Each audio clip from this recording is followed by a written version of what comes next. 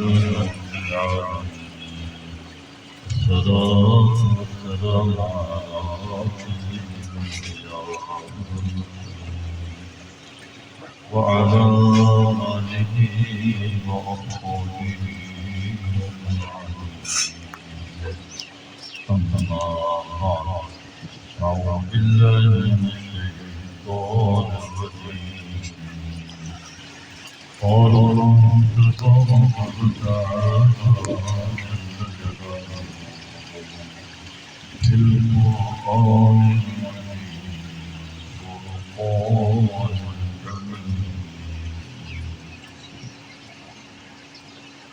ألهاكم التكاثر حتى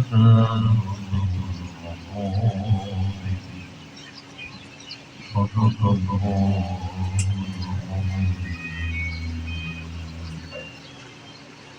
وصدق رسوله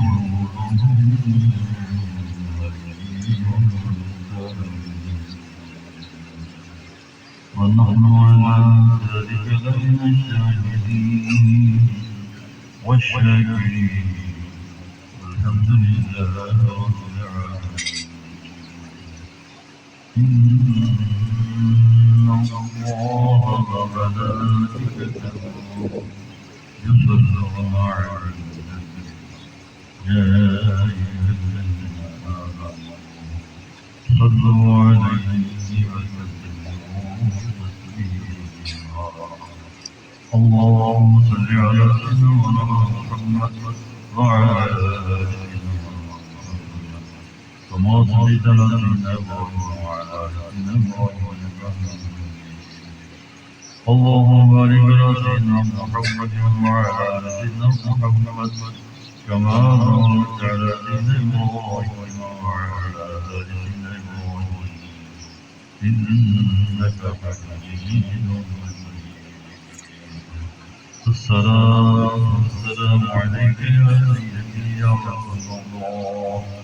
وعلى آلك وأصحابك يا سيدي يا خير خلق الله حاضرین کرام جیسے کہ آپ جانتے ہیں آج ان کی بہت ان کی موت ہے اس کا مفہوم یہ ہے کہ جو عام طور پر چوتھے کا فصل چارن بنا بجر کرے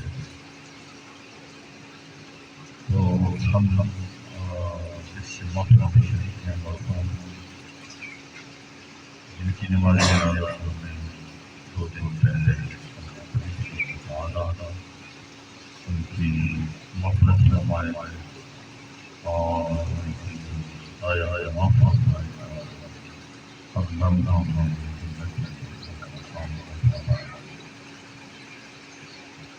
حاضرین کرام اس ختم کا مطلب یہ ہوتا ہے جو تیسرے دن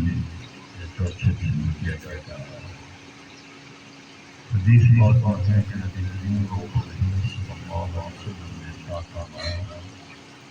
کوئی شخص جب موت ہو جائے بالکل مومن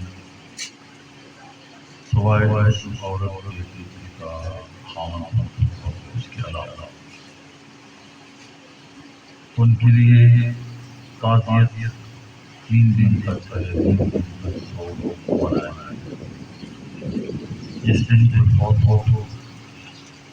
اور 2 دن بعد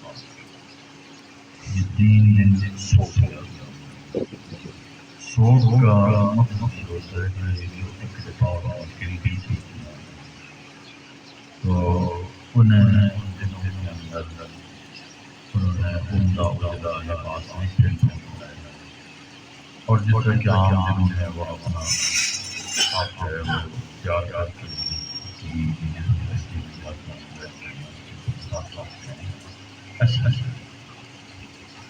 اور تیسرے دن پر یہ مجھے معلوم نہیں یہ کب سے یہ رسم شروع ہے لیکن اتنا ضرور پتا کہ صدیوں ہوئی کہ جس سسٹم یہ نظام ہے تو یہ اسی طریقے کا کہ اشارے ثواب اس کی اعلان ہوتا ہے ایک تو یہ کہ برادری لوگ جمع ہوتے ہیں، ایک تو دعا کی شمولیت ہوتی ہے، دوسرا یہ اعلان ہوتا ہے کہ 3 دن گزر گئے ہیں جو سنت ہے کہ 103 دن کا ہوتا ہے وہ وقت گزر جاتا ہے، وہ گزر چکا سو اب ایک المیہ یہ ہے ہمارا کہ ہم لوگ نمازی جنازہ میں شریک ہوتے ہیں اور شرکت کر کے بھی ہم شریک نہیں ہوتے، پارٹی کے ساتھ ہم نماز جنازہ میں شریک ہوتے ہیں، لیکن ہمارے دل تمام ہیں وہ کسی ماتم میں نہیں آئے ہوئے، کوئی دوست احباب مل جائیں ان کے ساتھ کرتے لگاتے ہیں اور ادھر ادھر کی اول فول رکھتے ہیں، کوئی کسی کہانی شروع کر دیتے ہیں، سموکنگ شروع کر دیتے ہیں اور نہ جانے کیا کیا، اور بھی ہم جو ہے کسی کے بارے میں مثلاً برادری ہے اس میں کوئی آدمی ظاہر ہے ہر ایک کا ایک دوسرے کے ساتھ وہ محبت نہیں ہوتی یا شکل رنجید رنجان ہوتی ہے تو وہ پوائنٹ کرتے ہیں ایک دوسرے کو کہ وہ دیکھو وہ آیا ہے فلانا ایسا ہے اس کا لباس واسا ہے وہ یہ کرتا وہ کرتا ہے، یعنی غیبت ہم کرتے ہیں اور ایک دوسرے کے درمیان جو ہماری باتیں آتی ہیں کسی کی ماتم میں شرکت کے ساتھ ساتھ ہم وہ بھی گناہ کر رہے ہوتے ہیں کہ جو ہمارے لیے جائز ہے، اور ہم ماتم میں کیا شرک ہے جب ہمیں اپنی موت ہی نہیں یاد آئی تو پھر ہم کس لیے آئے ہیں، آنے کا مقصد کیا ہوگا؟ اس لیے ہمیں یہ سبق سیکھنا ہے، ایک دن ہماری بھی باڈی بڑی ہوگی بے سود ہوں گے، اب سوچیں ذرا تھوڑا غور کریں، مثلاً ایک مرنے والا جو ہے مر گیا تو اگر اسے کوئی ایسی چیز اسے کوئی سما ایسے مل جائے جیسے وہ دیکھے کہ میرے مرنے کے بعد میرے اقربا کیا کر رہا ہے اور وہ دیکھے کہ کوئی ہنس رہا ہے، کوئی گپے مار رہا ہے، کوئی اسموکنگ کر رہا ہے، کوئی ادھر کر رہا ہے، کوئی ادھر کر رہا ہے تو کیا اسے اچھا لگے گا؟ وہ خوش ہوگا کہ یہ میرے مرنے پر جو ہے افسوس نہیں۔ اب آپ کہیں گے کہ یہ بات پتہ نہیں کیا کہہ رہا ہے، میں وہی بات کہہ رہا ہوں کہ یعنی آپ سوچیں نا کہ مثلا اس جگہ میں ہوں، آپ پڑے ہوئے ہوں اور ویسے تو موت مر چکے ہیں اور پھر اس کے بعد جو ہے لوگ گپے مار رہے ہیں، ہمیں معلوم ہو کہ یہ کیا کر رہے ہیں، ہمیں بہت اچھا لگے گا، ہمیں میرے جانے کا بڑا ہی افسوس ہوا ہے، تو پھر زبان سے جھوٹ بولتے ہیں جب کسی سے افسوس کرنے کے لیے ہم آتے ہیں کہتے ہیں بڑا افسوس بڑا یہ ہوا سوائے بات کچھ بھی نہیں۔ اللہ پاک فرماتے ہیں الہاکم التکاثر حتی زرتم المقابر، الہاکم التکاثر، اس تکاثر میں مال کی فراوانی ہے، دنیا داری کی فراوانی ہے، تمہیں غافل کر دیا، تم غفلت کی زندگی گزار رہے ہو، حتی زرتم المقابر، حتیٰ کہ تم قبروں کے دہانے ہیں، ساری زندگی تمہاری اسی سے گزری، تمہیں کسی کے مرنے پر بھی اپنی موت یاد آئی۔ اس لیے میرے دوست جب بھی کسی موت میں شریک ہوں آپ یہ جانیں یہ سمجھیں ایک دن میں بھی ایسا ہو سکتا ہوں، آپ کچھ پڑھتے رہیں، تسبیحات پڑھتے رہیں، نبی پاک صلی اللہ تعالیٰ علیہ وآلہ وسلم نے ہمیں بہت سے ایسا ورثہ دیا ہے کہ مومن اپنا ٹائم اگر اللہ کے ذکر میں گزارنا چاہے وہ بڑی آسانی سے گزار سکتا ہے۔ نماز 5 فرض ہے ہی، ہر مسلمان جانتا ہے اور اکثر مسلمان مجھے امید ہے کہ وہ پوری کوشش کرتے ہوں گے 5 وقت نماز ضرور ادا کرتے ہیں، لیکن اس کے علاوہ اوقات کے لیے نبی پاک علیہ الصلوۃ والسلام نے فرمایا جو آدمی سبحان اللہ پڑھے، الحمدللہ پڑھے، لا الہ الا اللہ پڑھے، اللہ اکبر پڑھے، ان 4 کلمات میں سے ایک کلمہ بھی وہ پڑھتا ہے تو اس کے لیے جنت میں ایک داخل ہو جائے. اب نماز کے لیے تو وضو شرط ہے، اگر وضو نہیں تو نماز نہیں ہوگی.